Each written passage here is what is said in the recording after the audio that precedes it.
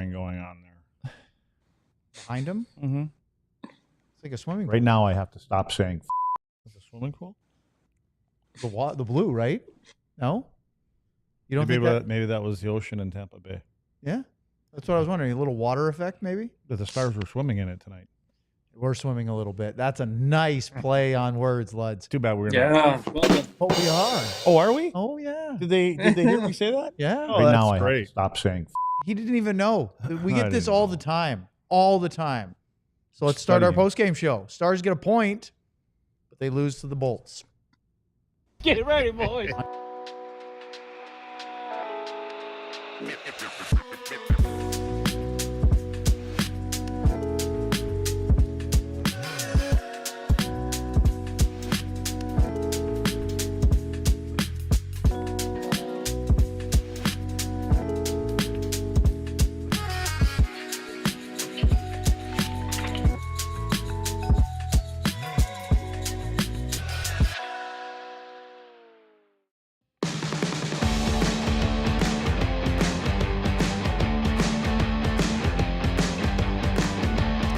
This is the DLLS Dallas Stars postgame show after a 3-2 shootout loss at home to the Tampa Bay Lightning alongside Craig Ludwig and Sean Shapiro. I'm Owen Newkirk. John Andersen is our producer at the helm. John, if you blink, you might have missed him. He'll be back. And Sam Nestler will be joining us a little bit later on tonight. 3 different streaks were snapped in this hockey game. The Stars' 8-game home winning streak, Wyatt Johnston's 15-game home point streak, and Casey DeSmith's personal 6-game winning streak. But he was great. The Stars get a point. And Sean, Casey DeSmith is probably going to be the #1 goalie next week. No, I mean, if Pete's going to be a man of his word, he will be, because that's the alleged public statement is, oh God, he's going to push Jake Ottinger. So I don't care. I mean, this is someone needs to ask Pete, I guess, tomorrow after practice. Someone needs to ask Pete, or after the game right now. I don't know if Sam's listening, but someone needs to ask Pete. So he said he was going to push Jake Ottinger. Does this mean Casey gets another start? Because this is not me arguing whether who shouldn't be the #1 goalie, quote unquote.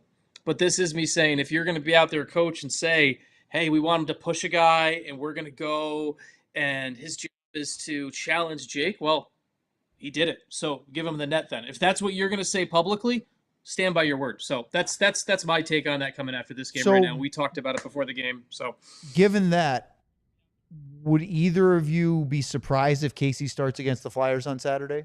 Yeah. I mean, I'd be surprised. I'd be surprised. I'll be surprised. Right. You're expecting Jake to start on Saturday. I agree with Sean. Yes. He said that coming out. Yep. Like you want to push him. He gave you an opportunity to push him right back into another start. The only thing, and again, this is nitpicking. The only thing that Casey wasn't brilliant at was the shootout tonight. But there were some really good shots by a couple of Tampa Bay players. Kucherov to find that little spot under the blocker just right. I mean, again, it's like watching Robertson. You can't believe how quickly he can elevate. Gensel's shot was brilliant. Yeah, and Guentzel they played with each other for a while, so maybe he had a little idea where he wanted to go. But yeah, the Kucherov, the Guentzel shots, they're great shots. And same with Robo. I kept on going, where did it go? I couldn't even tell where it went. He's just those slow-mo replays are helpful, aren't they? And the thing is I think that Vasilevsky looks like he was guessing wrong. That just by his reactions. Yeah. Both of them with Duchesne too. Yeah. Is that he clearly scouted he's either going to go up here or he's going to go over here, and he got beat right underneath the pads. Not so much here. That's right. More here. It was a fun game. I honestly, I don't think Pete thought it was a fun game. He started shuffling the deck chairs up there. You guys tell me. Third period. If I was going to get up here, as I will now, and say I thought the Stars were, for the most part, outplayed by Tampa Bay, would you argue that? No, they were outshot in every period and overtime, and that shots don't really have that much to do with it all the time. Mm-hmm. Tampa, I think, controlled a lot of the game. They had the puck a lot of the time, and so yeah. Sean, it felt like the Stars, when they did have opportunities, were just a little off. And it was didn't catch the last pass right when they were in a good position to make a play, or went to make the play and just didn't connect it in the right spot. Did you get that sense? And if so, do you think that's any of Tampa's doing, or is that just Dallas just not being sharp? I mean, they weren't crisp. I will say that on the Stars end, they weren't crisp. Give Tampa a ton of credit. We talked about it going into this game, where they're a really good, structurally sound defensive team. And a lot of it tonight was, in my view, was Tampa did a really good job of effectively giving the Stars the outside. Like when the Stars did get the zone entry and everything like that, they went wide and everything like that. And when all of a sudden you're having to try to break through and pass through that all the time, and you're never cutting to the middle, it's gonna be harder to look crisp. So credit to Tampa, but also for me, there was a lack of urgency to take the middle of the ice tonight. And I think that's something that if I was talking to the team and going over that, that would be one of my big takeaways is like, look, it doesn't matter who the other team is. We have the speed, we have the skill. Attack the middle of the ice. And that's not what Dallas did tonight, in my view. Yeah. And you know, Sean, you're going to run into teams like that, you know, as you get into the playoffs. And it seems like they're unwilling to change the way that they, you know, get into the offense. Yeah. They always want to make the extra play. And, you know, and again, against the right team, they're very good at it. And they make teams look foolish at times. But when you're going to try to, you know, throw things through 2 or 3 guys, especially a team that's got the ability to counter like that, it makes for a long game and possibly a long series if you don't want to say, we're going to have to get some pucks to the net and we're going to start crashing the net and we got to get them into dangerous areas and let's outwork them and get, you know, break it down a little bit. Let me ask you. You know who I thought was... go ahead, Sean. Go ahead. I was going to say, this is one of those games where, you know who I think they were missing tonight? Evgeny Dadonov. Like, he's a guy where you look at a team that he's a guy who attacks zone entries a little bit different throughout his gameplay. Dadonov does. There's times where, obviously, the picturesque one in my head is the Wyatt Johnston game winner against Seattle from the playoffs, where he throws the full length pass to the right corner and Johnston scores off that. But like, Dadonov's a guy who adjusts within the game. You gotta call him Dadonov, man. You're killing me. I'm sorry. You said Dadonov 3 times. Come on. I know. Okay. If we bag on GMs for not saying the player's name, I have to bag on you for not pronouncing it right. That's true. Okay, go ahead. Continue. So or Eugene, as it is in Russian, he goes through and adjusts his game as the game goes, and that is something that I thought the Stars were lacking tonight. And I'm not saying that you take out those fourth line guys based off merit or their play. I mean, they scored a goal tonight, but this team lacked some creativity. And you bring in Eugene again, and maybe you get a little bit more creativity through the lineup, deeper in the lineup, and maybe that trickles over to some other guys. I don't know. That's something that I just watched tonight. I thought about if you go and replace one piece. Now it's, who knows? I mean, this game could have been 6-2 Tampa tonight based off the way Casey DeSmith played. Like, he played a great game. This game was closer than it looked. So I'm surprised. Why do you think he sat out the second game, Daddy? Why did he sit out the second game? Well, the funny thing that Sean mentions is bring him in. I agree. I would have liked to have seen him, except that the 3 that would have one of the guys that comes out of the lineup is probably that fourth line, and they were the most consistent group. I thought they were but that's saying more about the other guys than it is about those guys. That's a backhanded way of saying your top 6 weren't very good. This is my big question to both of you. Am I losing Probably. it? I know. Okay, I shouldn't even. I'll say it anyway. I'm a little underwhelmed with what I've seen from Mikko Rantanen so far as the Dallas Star. Is that a problem? You know what? I heard some people talking about that the other day, and I get it, but I think you have to give him time to adjust. I mean, he's been playing with a different group of guys that play a different way, and a couple of the guys play at a different pace. And he's been doing things a certain way for, I don't know, what's he been there, 10 years, 10 years, something like that. So I think you still have to give him, you know, a little bit of rope to be able to adjust to the guys that he's playing with. And he's seeing things that, like, not this game, the last game, they were taking him away. They purposely took areas of the ice away from Rantanen that he couldn't get the puck, and they were on him right away, basically saying, there's the best player on the ice, and we're not going to let him control the game or make certain kind of plays. And I think he's gonna see a lot of that, you know, as he goes forward. But again, I just think you got to give him time to kind of catch up to what whoever he's playing with, you know, how everybody kind of works well together. Sean, what do you have to say about that? Yeah, I mean, to me, this has been a perfect kind of the gut check time. Hey, we're going to need you to do better, and we're going to need you in the playoffs. So this is okay. We talked before the game how Thomas Harley, I think, has thrived. Right, all of a sudden his name is on the board. Teams are circling, and Thomas Harley has done really well with Miro Heiskanen out. So Mikko Rantanen comes in, and you watch, and teams focus on him. That's just the reality, and I think he handles that well. And there is an adjustment period. I'm okay with that adjustment period for him. He's gone from playing one system for 10 years, as Lud said, to something new. And this is the spot where I want to see Jason Robertson go and grab a game. I want to see Jason Robertson go and be, hey, I'm now the number 2 superstar winger. While the other team is paying attention to this guy and he's getting used to it, I'm the guy that puts this team on my back a little bit and steps up. That's the guy who I want to see stepping up right now. And we just haven't seen it. I'm willing to give Rantanen a little bit more time. You figure this out. There's a lot of change. There's a big human element to all of this. Only a second home game. He's only been in Dallas for 5 or 6 days now. There's a big change there. These are humans. But I want to see Jason Robertson. I want to see some other guys step up and be like, okay, as he gets going, we're going to seize that opportunity. And I just haven't seen that lately. And that's the concerning part for me during this little stretch or skid or whatever. Yeah. Listen to this. This is from Taylor, who covers the Stars for the Hockey News, but it's also from Leah, Robert, our own Sam Nestler, who I'm not trying to steal his thunder when he comes on because he's going to want to talk about this, but I can't wait because this pertains to what you're going to steal his thunder. I'm going to steal his thunder a little bit. That's why I should tweet. Don't tweet then. Well, then you just bring it up on the show. Pete DeBoer on tonight's effort. When you're talking about the 4th line and the youngest defenseman on the team, being the bright spots this time of year, that's not good enough. Apparently, he was very unhappy with the team's effort. One of the most critical post-game pressers he's had all year, according to Robert. And Sam said it was the shortest one he's had all year post-game.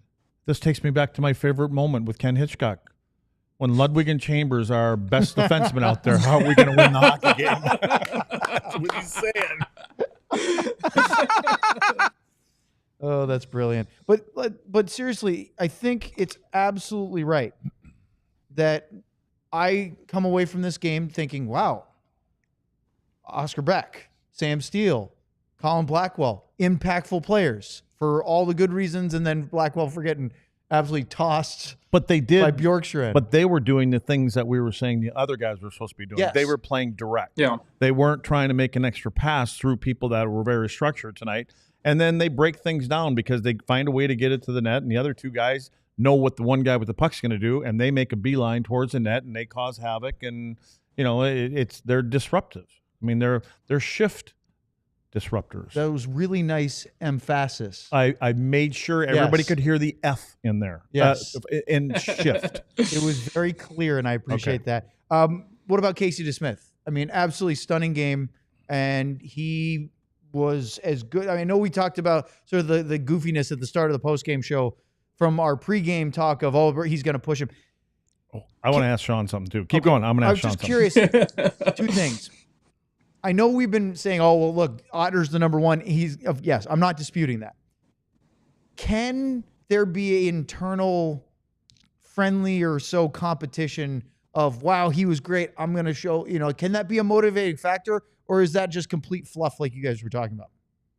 I mean, to me, it's there's no real threat. That's the problem, right? Like unless the Stars are willing to legitimately tell Jake Ottinger, hey, you might not start game 1 of the playoffs, there's no real threat to it. You can have internal drive. You can have all of that. I mean, but players should be able to find that all the time. Like, one of the reasons Jake Ottinger loves playing road games, and he's told me this multiple times, is he loves the external drive of pushing that. So, of course, Casey DeSmith playing well can push him or whatever. But from a coaching staff and from a perspective of, hey, he's going to push him and we're going to give him the opportunity to push him, unless there's a legit threat that game 83 could go to Casey DeSmith, what does Jake Ottinger have to worry about his job?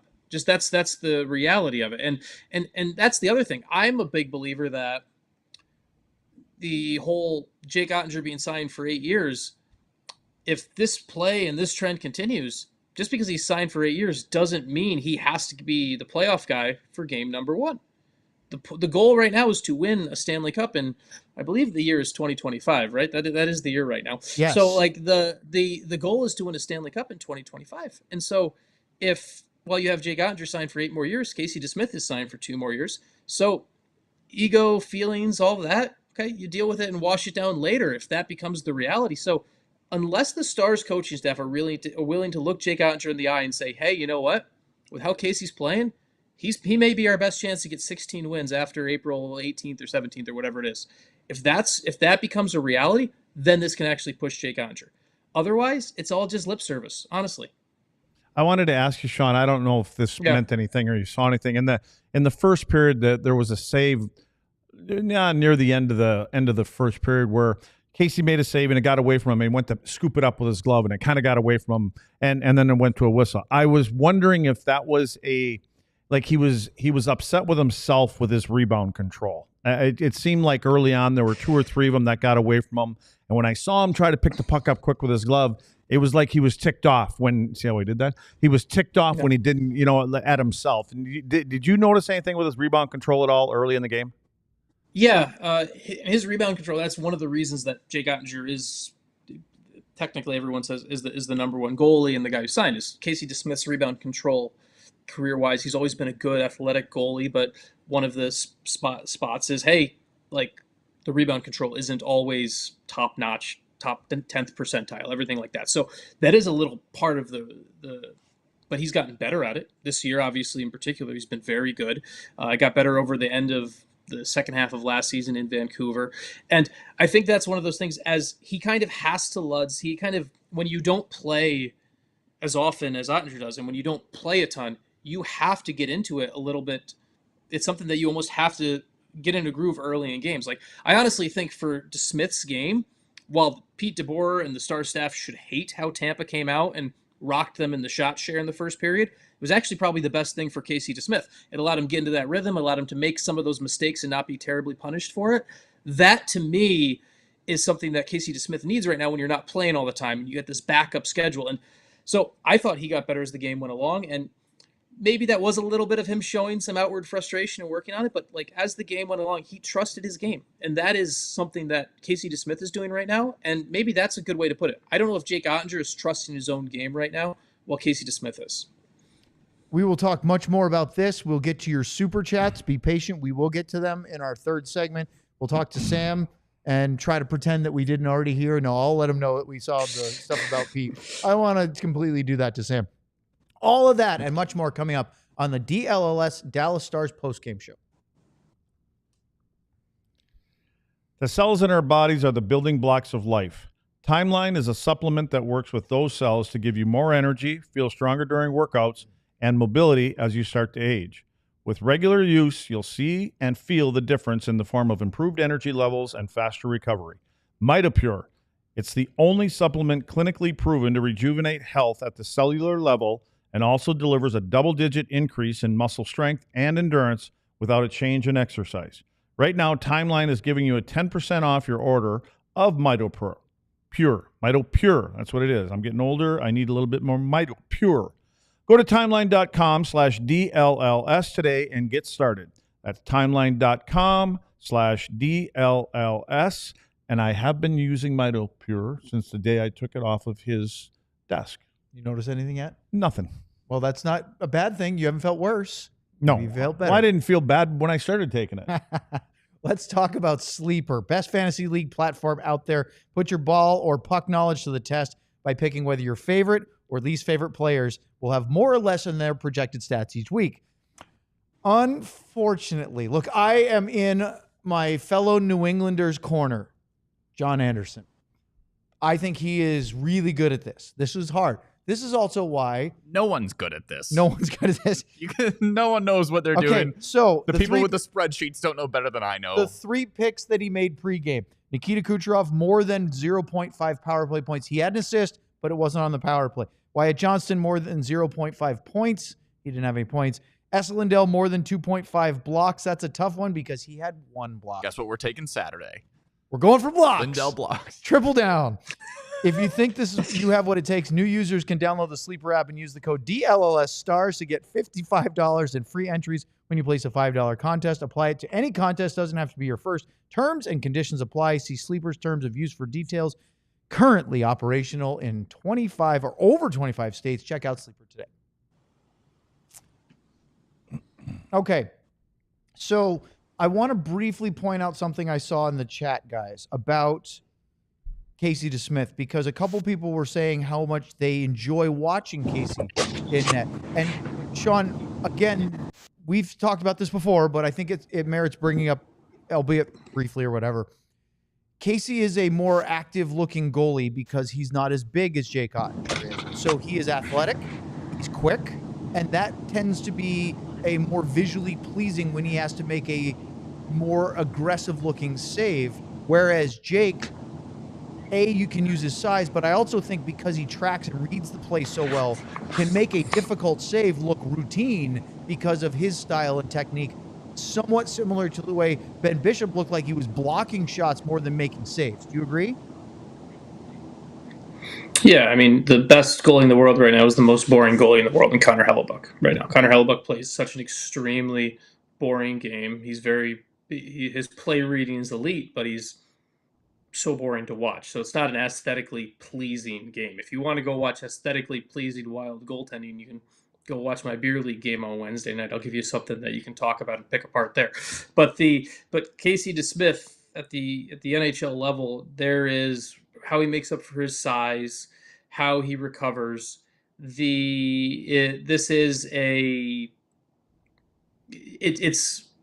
fun to watch. I'm sure there's people who can draw some parallels to when Anton Khudobin was here. It's fun. I was just gonna say that's something that and that's something where, you know what, it is there's a space in this game where a team can draw on that, right? I'm sure it's one of those things where first intermission, second intermission, whatever, you as a coaching staff in a game like this, and obviously it didn't work. It didn't work as a motivator, but you can say, hey, look how hard our goalie's working for us. And I think that can go a bit of a way too. So in defense of Jake a little bit, I feel like I see him getting frustrated at times on goals that are going in of some of the things that are happening in front of him.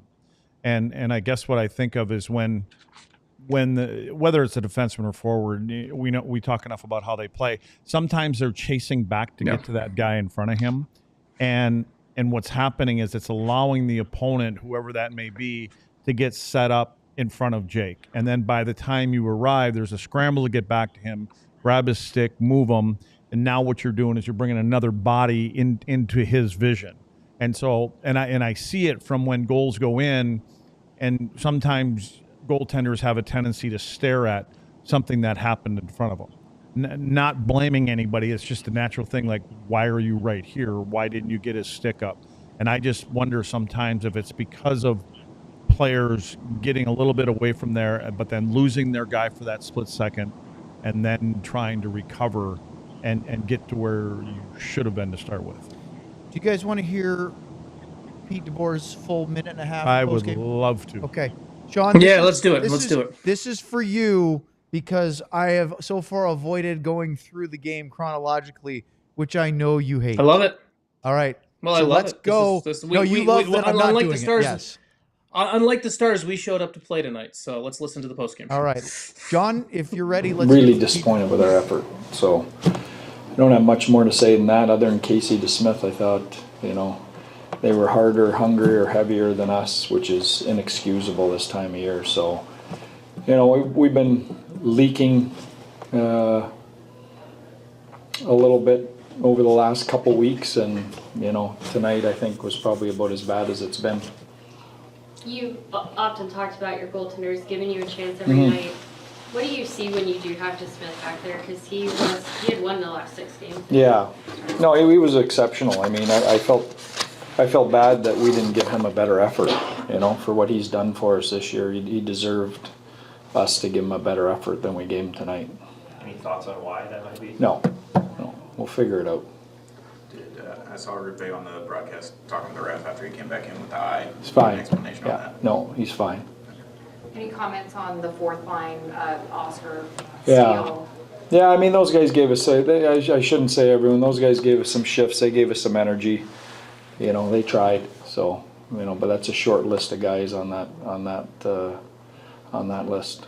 Bishop talked about coming in and trying to disrupt the momentum that they he's had. He's on that list with those guys, but when you're talking about the fourth line and the youngest defenseman on the team, being the bright spots, that's this time of year, that's not good enough. Okay, thanks.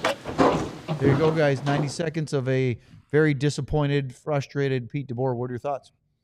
Well, I think that long leash that he had through the first 40, 45 games, we were wondering how he came out positive and all that. It's now becoming a choker. I think that he understands that listen, I've been good to you guys and I've had your back when it comes to moments like this and analyzing the game and things like that. And I kind of kept things, under the rug a little bit. And we are 15, 14 games from the most important time of the year, and it's come to Jesus time. I was just going to say, Luds gave the number, Sean. Coming into tonight, it was 15. Now they have 14 to go. You can talk about dog days of the season all you want. Now is the time. I mean, this is post-trade deadline time, and you are in a race for the division, for home ice in at least the first round. You just faced some very important playoff teams, and you didn't really do very well. Edmonton, you lost.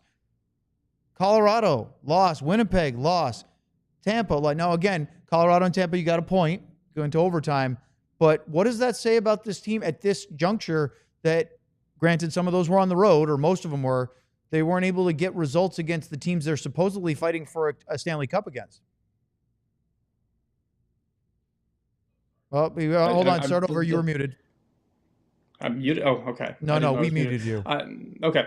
I do have a commentary on that one, but for me, the spot that's been rolling around in my head that I can't not think about right now is you hear Pete's frustration in that post-game presser.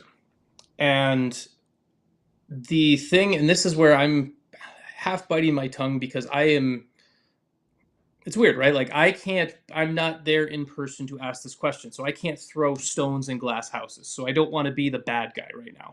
But I'm going to be the bad guy. Be the bad guy. Come on, do it. I'm going to be the bad guy for a minute. No one cares about how Liam Bixel hit guys. No one cares about how well the fourth line played.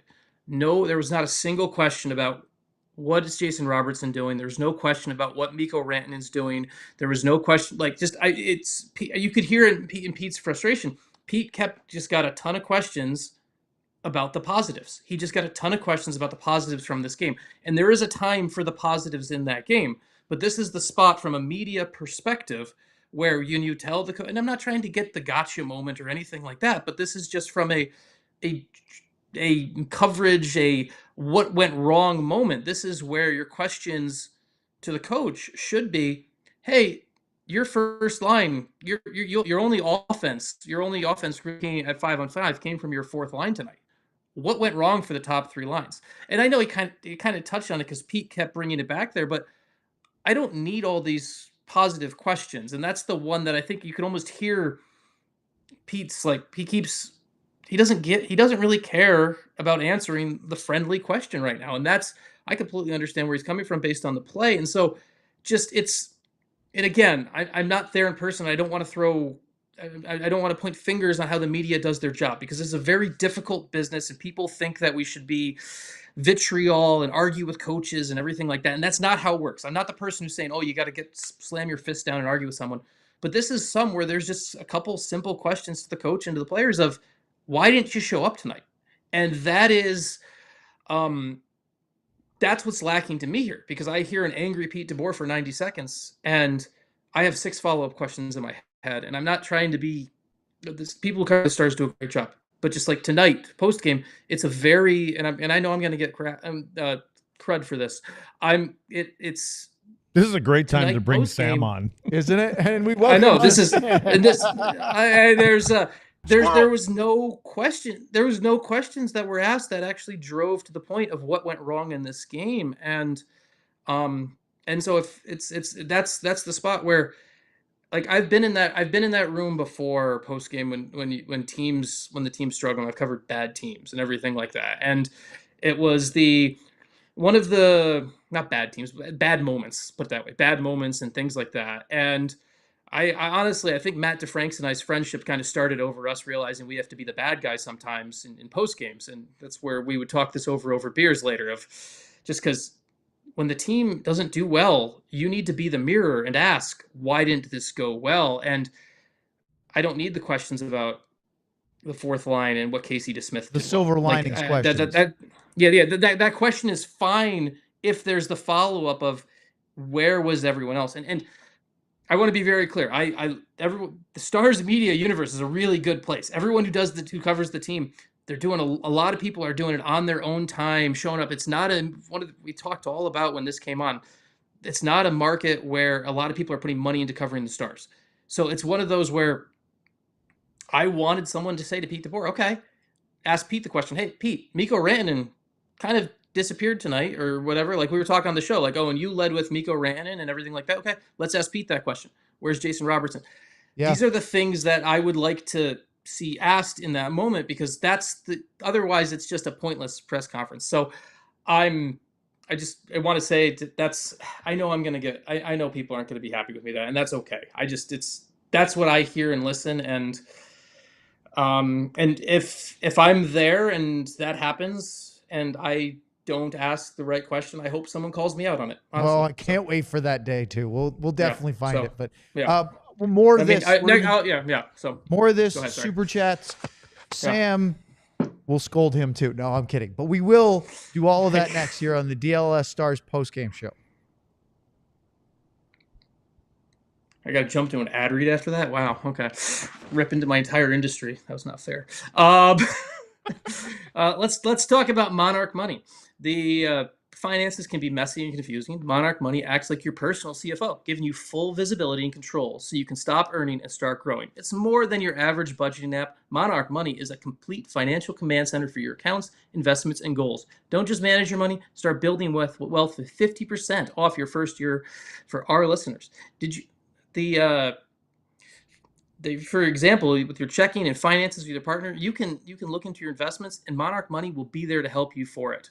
Start managing your finances to build life for the life you actually want. Without a clear financial picture, financial dreams can feel out of reach. Monarch makes managing money simple, even for busy lives like mine. So, get control of your overall finances with Monarch Money. Use the code DLLS at monarchmoney.com in your browser for half off your first year. That's 50% off your first year at monarchmoney.com with the code DLLS. Thank you, Sean. Let's talk about Game Time, the best place to get tickets for sporting events, concerts, comedy, theater. You can go to their website, gametime.co, or you can use their app. Their app is fantastic. They use a feature called Game Time Picks, filters out all the fluff to only show you great deals on phenomenal seats. Well, go on their site right now. They've got Rangers, Red Sox, my team, John's team, opening day at Globe Life Field coming up in 7 days. Flyer Stars this Saturday. Pistons at Mavericks if you want to support the local teams. And, of course, a big concert in late April at AT&T Stadium and much, much more. Download the Game Time app. That's step one. Take the guesswork out of buying tickets with Game Time. Download the app. Create an account. Use the code DLLS for $20 off your first purchase. Terms apply. Again, create an account and redeem the code DLLS for $20 off. Download Game Time today. Last minute tickets, lowest price guaranteed. All right. Let's super chat it up. If we want to get into more rants, if I want to make Sean answer my initial question, I can do that too.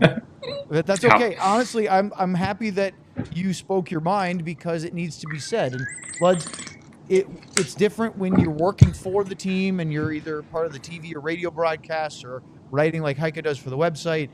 Their job is to sell the product. And so your first job is to be honest, because I think the Stars do a pretty good job of not asking you to be blind homers on either TV or radio. But you also, it's sort of unspoken. You can't just carve them for no reason. You've got to be really specific. And so there is sometimes maybe not enough, unless good old poison pen himself, Tim Kalishaw, is in the room, then some of those questions sometimes get asked. I've been in a market that yes, you have. There's no bars. You know what? I had said there was someone when I was doing the Fox stuff, and I wasn't kind at times, and I got a phone call and said, "Remember, you're also selling tickets here too." And I'm like, "Selling tickets? I don't know what the hell." Why? I get it, and I just said, you know what? I get it if it was, 5 years into when we got here, but I said that the fans know when we're blowing smoke. I mean, we've been here long enough, and they know. Yeah. They know the game now, and I think they respect being honest. And most importantly, when I said things, and if it was about a player, the player would see me the next day, and he'd come up to me, and I'd see him coming, and he'd say, "I wasn't good last night, was I?" I said, "No, you weren't. But that's okay. We're all off. You know what I mean? Like players know that and now our fan base knows the game, and I think I think they want to hear those. I think they want to hear those questions, and I think they want to hear the answers, like Sean's talking about. Wouldn't you think when fans that know the game like they have in Dallas for the better part of almost 3 decades now, or so? Let's see, 93. We're getting there. That if they see a game and go, "Wow, that was awful," and then we trot out there, or the Stars broadcasters do that and say, "Man, that was pretty good," they go, "Am I watching the same game?" You start to question whether you're seeing it, or worse, question integrity of the people covering it. So that is really important. Yeah, and like, I want to be clear. I think there's a lot of people, and this is why I said I'm going to get in trouble, and I'm not backtracking anything I said, but just there are a lot of people who cover this team who do a great job. And just this is a moment where there is the simple question isn't right in front of you of what the hell is wrong with your top 3 lines right now? Why didn't they show up? And this is the one where I know people don't like the answers, and sometimes they think like, "Oh, we're barking up the wrong tree," and everything like that. But people have asked the Stars have had slow starts in quote unquote big games for, it feels like a decade now. So like, we've had the question before of like, "Hey, why do you guys start slow?" We know what the answer is sometimes, but that's still a pretty obvious question to be asked. And I think the other thing about this, like, I have 2 thoughts on this. First, this is not a market that just needs to be, "Yeehaw, the Stars are hockey, it's fun." Like, people want this. Like, you don't just need to be a cheerleader. People don't just need cheerleaders covering the team, and I'm not saying that's happening. I'm saying there is it's okay to be critical of this franchise. This is God's sakes, this is the franchise where the most famous incident I ever dealt with came from people calling into their office, someone calling me into their office because I wasn't critical enough. And then and even people forget, even Jim Nill at the time told me and a couple others that we weren't critical enough. We weren't asking tough enough questions of players. That's something that was told to us by the GM, who is still there. And hockey play, and the other thing is, like, players are used to it. Luds knows, right? Like, he's coaching these U18 kids, and I do a bunch of work with elite prospects, and we're scouting these kids right now for the NHL draft, and we're doing some stuff even for the CHL draft. So we're talking about 14, 15-year-old kids, and this stuff is all public. And like, these players, right or wrong, they understand that their game is on public display, and it's getting broken down by people from the outside. You can tell people to go screw themselves and all of that, but at the end of the day, it's your game is right there in front of you, and and there's nowhere to hide from it. What you do in front of you is, so a nice fluffy way to phrase it or whatever, that's not going to change what actually happened. It's not going to change. It's not going to make things feel any better if all of a sudden you lose in round 1 to the Colorado Avalanche. So I think that's where I'm coming from on all of this. And this is where I say to Owen, get me back on track before I get myself in more trouble. So. Okay. By the way, just to give Sean a little ego boost, there's quite a few people in the chat supporting Shapiro love, including Reed Thomas, who said, "Get Sean to practice tomorrow and have a 60 minutes type show with DeBoer." There was also another one. I can't find it right now, but it was like 5 minutes ago that said, "Sean, I need you to write another bulletin board material article."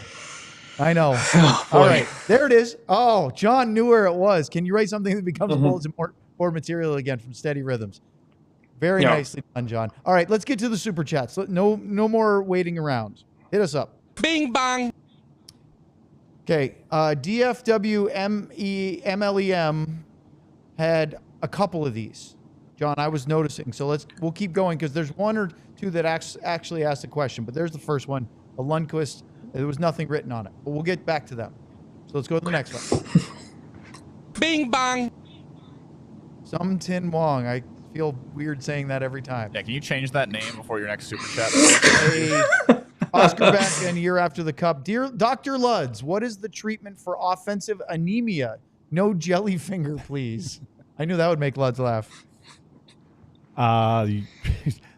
Asking me what the answer is for offense is the wrong guy.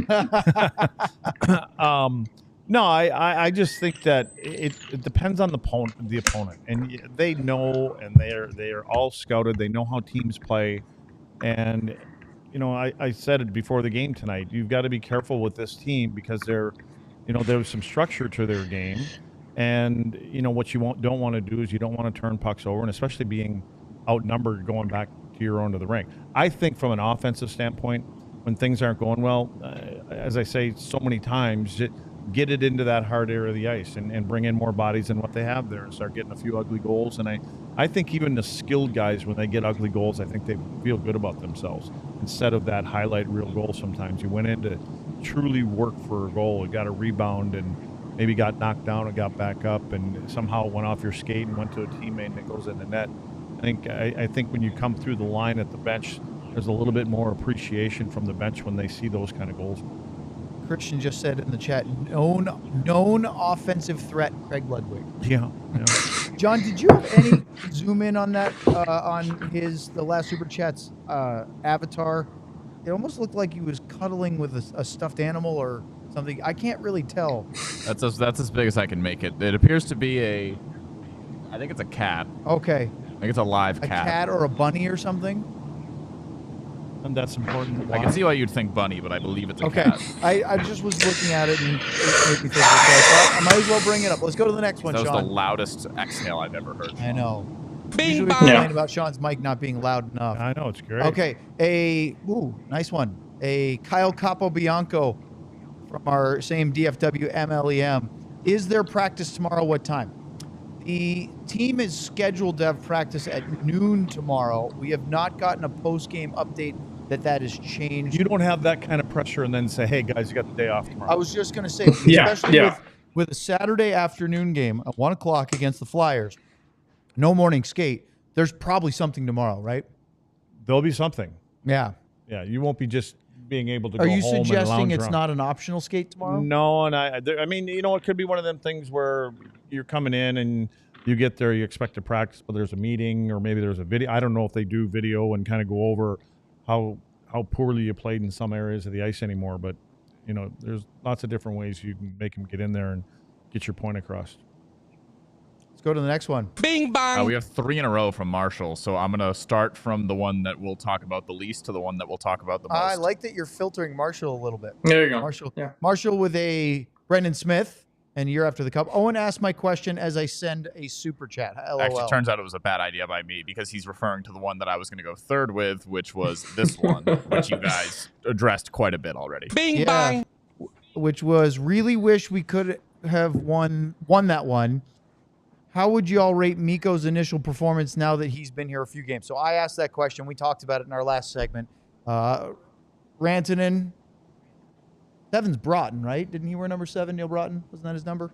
Am I losing it now? Who? That isn't the right. Yeah. Wasn't 7 Neil Broughton? Yeah, he was the first jersey hanging up there. I don't know why I was it's blanking. So I Raptors. said that. I'm like, that's got to be Broughton and Rantanen.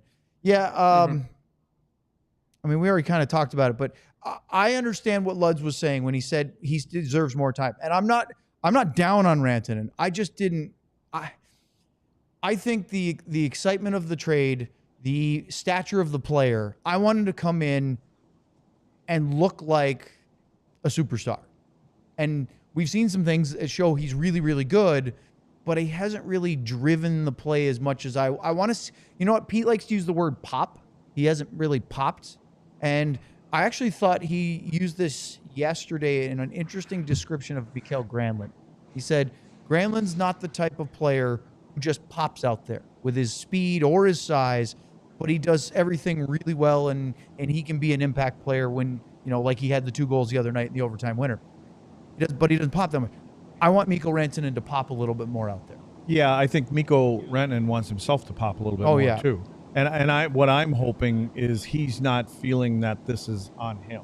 Like he's the new guy to the party here, and all of a sudden the team isn't playing the way it was playing before he got here, and so this is actually the way I look at this. This is a leadership thing. This Pete can have as many pressers and negative, positive, however he wants to do it, but this is when you find out, especially where we are in the season and things like that. This is when you find out the strength and the depth of your leadership. Fair enough. All right, where's the other one from Marshall? Bing bang. This one is a Lundqvist and a Duchesne. 100% of Stars. Oh, he's throwing the hat. Wow, he went over the bar this time. That was a good throw. Because actually, Luds can throw it back at you and break something in the process. 100% of Stars players score a goal after appearing on DLLS. We talked about this in the press box when Mason Marchment scored that goal. Sam and I looked at each other and said, well, come on the show, score a goal. Actually, Sam was there ready to go. Maybe Sam ought to walk down and tell that to Mikko. And say, hey, come on our show. On the show. Maybe he's on Saturday. Except for we don't have a show tomorrow. Should you go ask Pete if he wants We'll to come have on one right if now? he wants to come. Would you? You want to take your day off? Absolutely. All right. That should have been the follow-up, Sean, for Pete was, hey, do you want to come on our show? Come on the show tomorrow. You want to talk to us tomorrow, Pete, instead? Let me clear these two off the deck before we break, Owen, because I'm confused why it needed to be sent 2 more times. Bang. I think this was another $20 one, a Capo Bianco. I think that DFW MLEM was hoping for an answer more immediately than we're waiting for Super Chat segment. That was my guess because I saw that go through in the chat. Oh, well, they asked it again, too. Oh, that was a perfect bullseye. Luddy, known I wish offensive my camera was on for that. Yeah. Picks his corner, and then another one. Yes. Are you good at horseshoes, Luds? If you have like a beer in your hand? I'll bet you Luds with a beer in his hand can play cornhole like the best of them. And we have to play with a beer. It's illegal not to. Oh, yeah. What's the name of the one where you guys do it in the knee-deep water? Beersby. Yeah. Remember that? That was a summer thing. We saw the photos of Lud standing in the water like up to almost his knees. It's the Frisbee and the pole, right? Always have to have a beer. Catching it or not catching it. It's summer up in Wisconsin. Looks great. All right. One more, John, before? Or is that the two you wanted to clear? No, we can break now. Okay. Up next, we'll bring in Sam. We'll spoil his parade. We'll do some Super Chats here on the DLS Stars postgame show. Let's talk about the Die Hard program. Sean can give us fireworks, laser lights, the rain, smiles, anything he wants to do. There you go. Laser lights is a great way. There we go. Because being a Die Hard is that great. The fact that Sean's figured out how to do it while hiding his hands below the lower third graphic just makes it look even cooler because it's like it's happening and he's not doing anything. It's very subtle. Sean is like the dressage horse rider of the Olympics. That's a very obscure reference for some of you, but that's okay. Become a diehard because one of the many things besides the writing that Sean and Sam do along with our other shows, Mavericks, Rangers, Cowboys, is you get merchandise, the new Finnish t-shirt. John, if you have that Finnish Mafia t-shirt, that looks great. That's on pre-order. You can use that as your free, if you sign up as a new DLS diehard, you can pick that as your free t-shirt for the first year. It's not ready to ship yet. I've already ordered it, but it has not shipped for me. But that's okay. When it does, I'll wear it right on the show. It looks really cool. I know they're working on a Mikko Rantanen shirt right now, Mikko Rantanen themed shirt. But there's also this. You get discounts on events, 20% off all DLS events, including this, the first ever Lone Star Open. It's a DLS golf tournament at Stevens Park Golf Course. It's on Friday, as you can see, April 25th. And they have a whole bunch of things here. Shotgun start at 9 a.m. Your fee is you sign up for as an individual foursome. You can choose to pay to play with your favorite DLS host. You can sponsor a hole.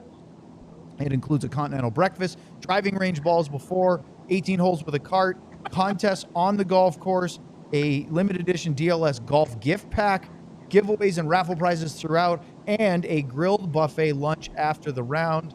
And Sean might actually be there if it doesn't coincide with his U18 World Junior coverage that he's doing. It will be a Friday morning, right? It's from 9 a.m. till 3 p.m. on April. Yeah, there's not a game. First game's at 3:30 that day, so I'll be there. He will be loaded up and ready to go. I will. Literally. Sunburnt. Literally, and we'll have to Uber him up to Frisco. Well, we can get. We're going to be at the golf. Oh, Well, that's a day off. We should probably not have a show that day, or maybe we should. No, I would say it could be highly rated. There do it could from the be a golf playoff tournament? game that there could be a playoff game that day, guys. Yeah, that So would that's be the one thing that like would that spoil is- it is if we have to do a Stars Yes. playoff game, and then we probably can't do all that stuff. Yes, but maybe we could. we can. Stars I can, road playoff game. They're not playing an afternoon game. What about a Stars road game, late night start? We play What's the golf difference? all day. They're playing at night regardless. The golf is over at 3:30. Yeah, that just means Well, we Sam can. would have to I will. skip to cover the morning skate Yeah. if it's a home. I will commandeer. I can commandeer a cart. I can commandeer a cart for whatever, all that. Just leave one for me. There we Make go. sure, Sean, that you let the folks at DLLS know that you want to play in that and that you'll be here, so they get you on the list as part of our show hosts before an oversight. We don't want to end up with Luds and the Shady Rays incident again. I will. I want to be. Is this a scramble or a full blown like? Am I playing my own shot? Oh, it says DLS Sports Scramble Golf Tournament. Okay. Shotgun start. Okay. Sam. Okay. What does that mean? We spoiled your thunder a bit because we played. What's a shotgun start and what's the other thing? You never shotgunned a beer before, Sam? I have, but that's not what that Luds, means. tell him, please. No, he says he has. Actually, Luds, I've done a schnorkel, which I believe is a Wisconsin thing. You heard of a Drink a schnorkel? beer out of a snorkel? It's when you shotgun a Red We Bull call and a those shot bongs of, up north. No. You shotgun a Red Bull and a shot of something. I learned it from a Wisconsin girl back in college. Figured you would know. I thought you were cool. No. Thought you were hip. What was it? Tabasco sauce? No. Oh yeah. That would have been a nightmare. No. What's up, guys? Wrong state. I'm gonna. Unfortunately. How about those Maine Black Bears? Maine Black Bears.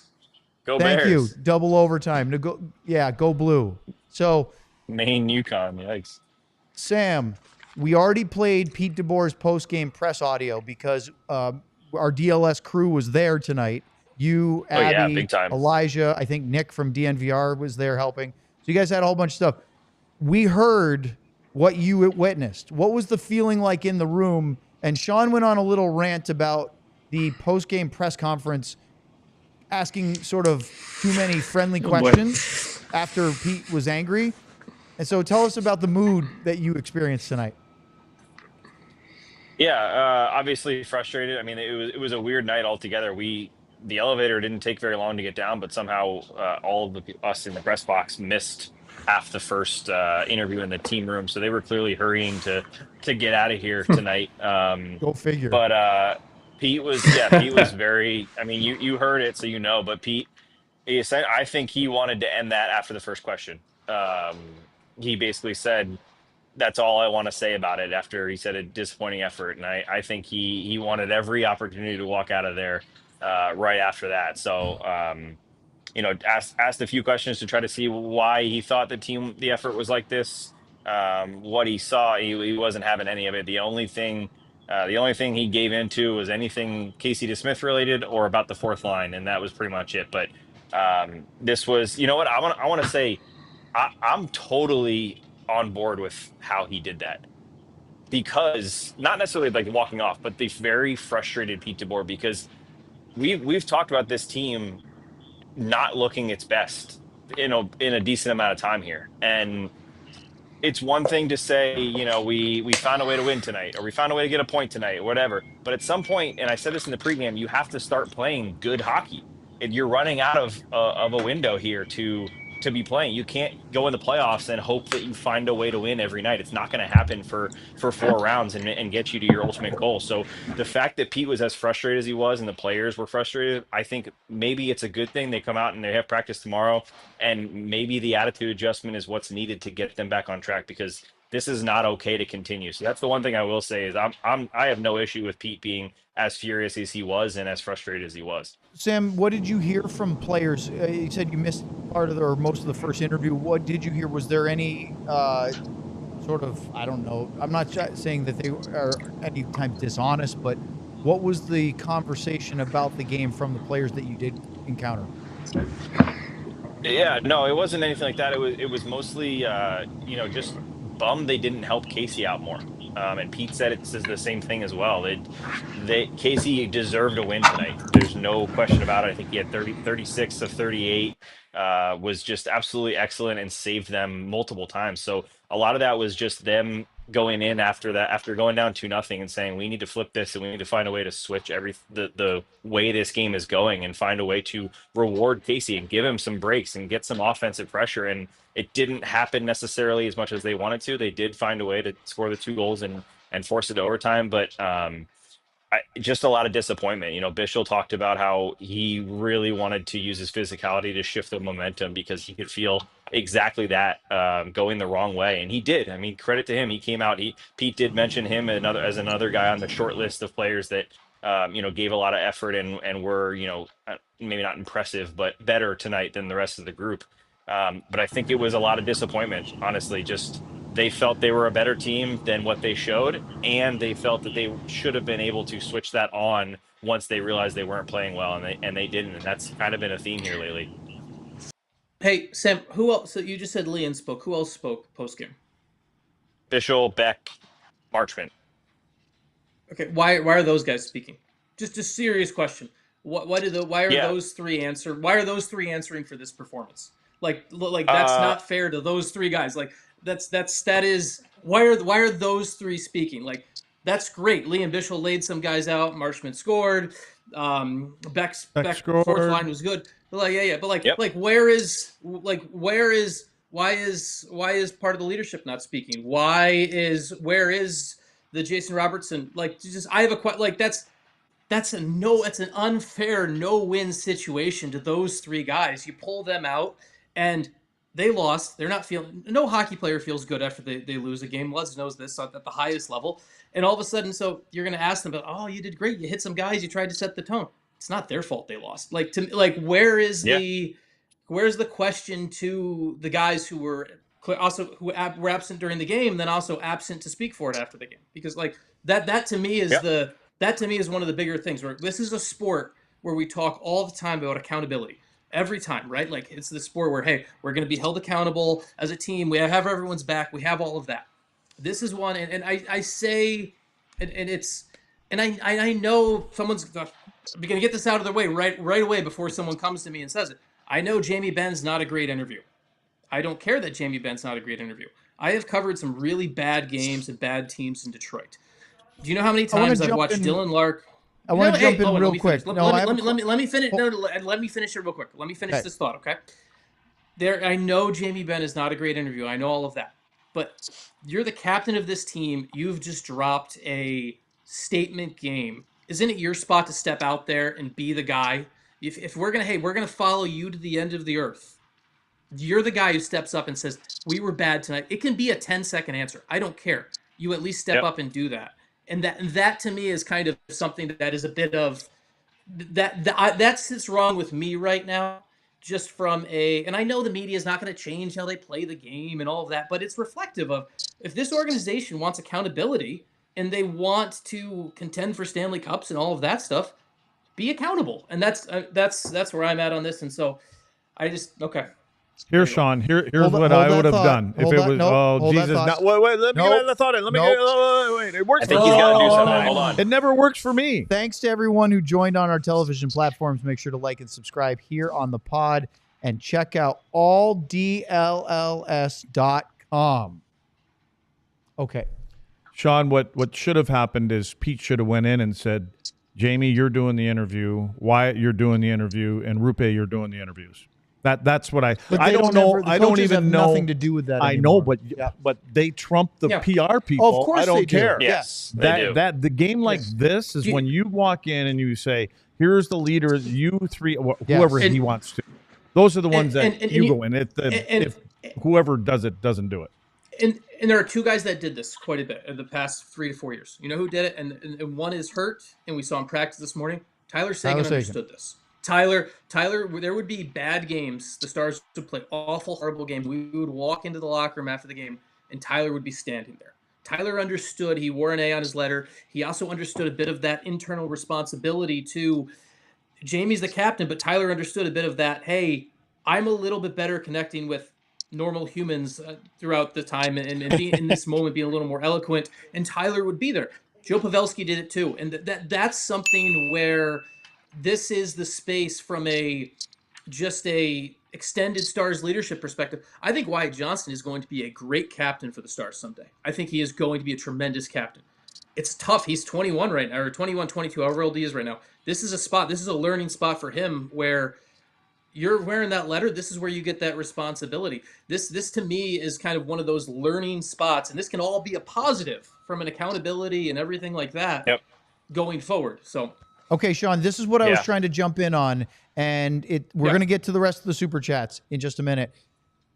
The situation nowadays is the media asks for 2 to 3 players, I think it is, and they bring them into a separate room. Correct, Sam? It's not in the main dressing room like we do at morning skate. In the old days, and I'm not calling you old, but in the older days, it used to be... I'm using timeline now, so I'm so you're okay with good. that. Okay. In Montreal, they used to just open the room after how long of a cooling off after the end of the game? They did same thing in Dallas here. Okay, so back when you were playing with the Dallas Stars, they would... there were the guys that would scurry into the shower. There were always guys that ran fast. Because how much time did they give you? 5 minutes after the game? Before they opened the room to media at the end of the game. They weren't there when your guys are walking off. I don't know what the time was. Okay. I was the last guy in the room all the time, so I have no idea. You were hanging out in the room, right? But that was a different era. I was begging for someone to come. Guys wanted to sit and chat and have a beer and relax and talk to people. Sean and Sam, both of you, but I wanted to throw it at Sean first because I was interrupting him for a reason. Is that a good or a bad thing that's how they do it? And I'm not calling out the Stars PR. This is more of a general NHL thing of having players separated from the group where media can go around to anywhere. Yeah, I mean, it's more of a league-wide thing now. And it's... Oh, sorry. Yeah, it's not everybody either, though. I was just going to say, we just had the Professional Hockey Writers Association meeting, and it surprised me to hear how many teams still open their room. So I've never experienced that. I've only experienced this. It is, well, and this is the thing where it's not fair a little bit to the Stars beat right now. And I'm going to be, and Sam, I want to say, because you're right on this and I'm looking at you in the eye, I'm talking, this isn't fair to you. This is your first full-time job on this beat. I know you had the Dallas Hockey Now thing. Leah right now with the Dallas Morning News does a tremendous job. But with the Dallas Morning News, she gets pulled having to cover high schools and college football. The Dallas Morning News has never properly replaced Matt DeFrank's role. I want to say very clearly, Leah does an amazing job with what she does, but she gets pulled having to do 3 jobs at once. It's just like when I was making fun of the Carolina Hurricanes for having the former GM, who's now the GM in Columbus. Don Waddell. His name. Don Waddell was the team president and the GM at the same time. Unfair to ask somebody to do jobs. Leah's asked to do multiple jobs. Does an amazing job with it. You have that, and then you have and then you have some other people who are stepping in and doing a great job, and they're stepping in and they're new to it too. They also don't have.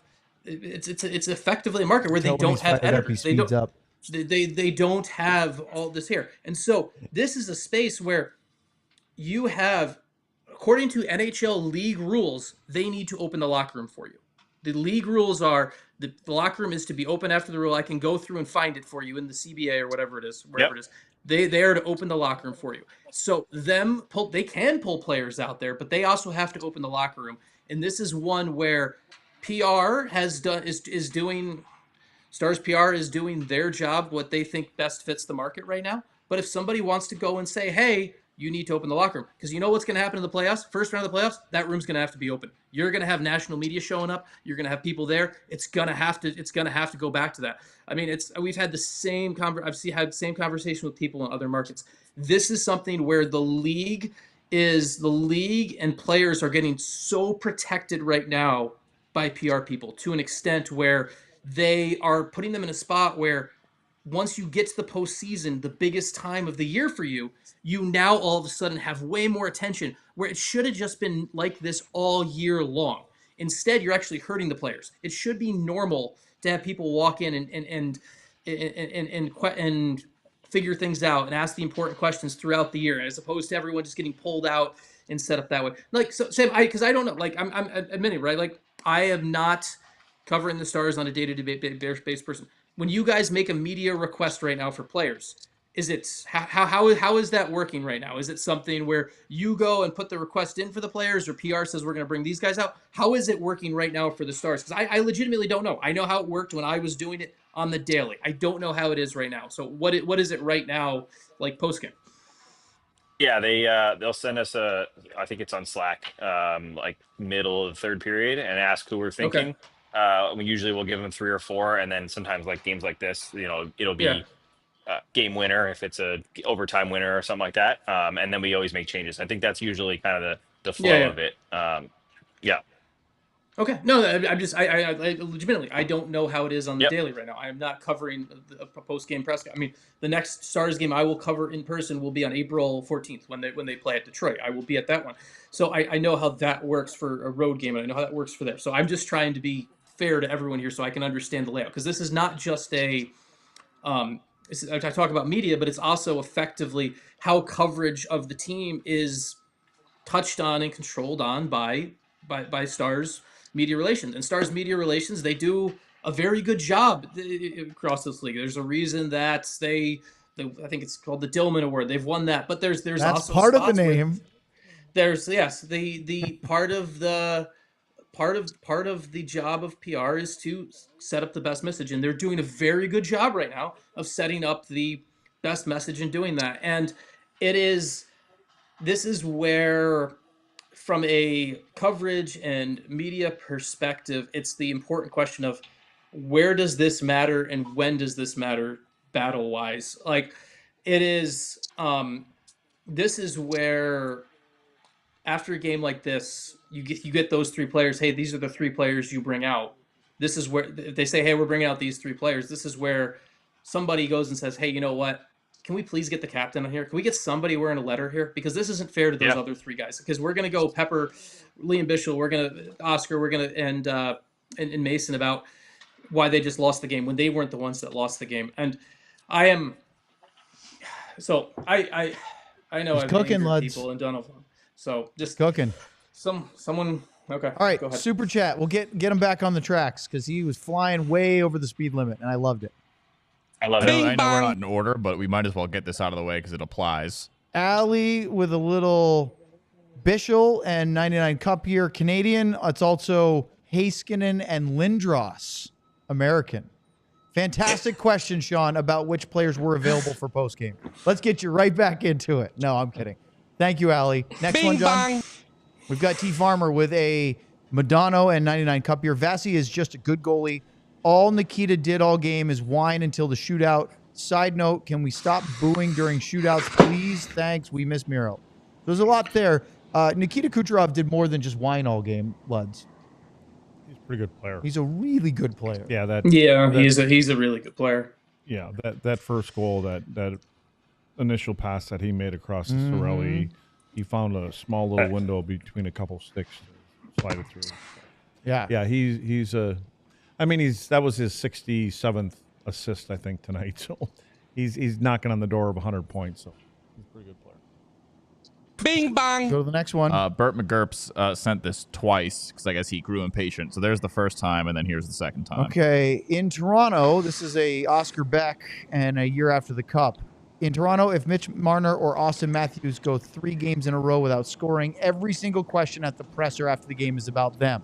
In Dallas, it's not like that. No accountability. It's not that there's no accountability. It's just an extremely different market.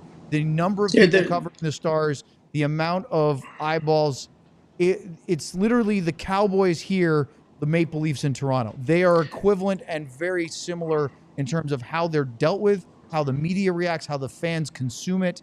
So it's not a proper comparison for Dallas, but the point still stands that, yes, in Toronto, they get called to task and have to answer to it on a very regular basis. There's also a line too, right? Like there's a line where no one here is calling for, hey, I want to be Toronto Maple Leafs style media. There is there's a line, but there's a line of this is a very difficult business, and this is something that I think a lot of people don't understand, right? One of the things that is very tough, and I'm sure Lud's dealt with this in Montreal and he dealt with this in Dallas and everything like that. It's as a human being, everyone playing that game is a human being. Everyone is a public figure, but they are a human being. So you have to be respectful of that. They are also judged by what they do on the ice. And this is where it becomes a little bit too inhuman sometimes in the Toronto landscape. I've been there for Leafs morning skates and practices. It becomes a little bit too inhuman.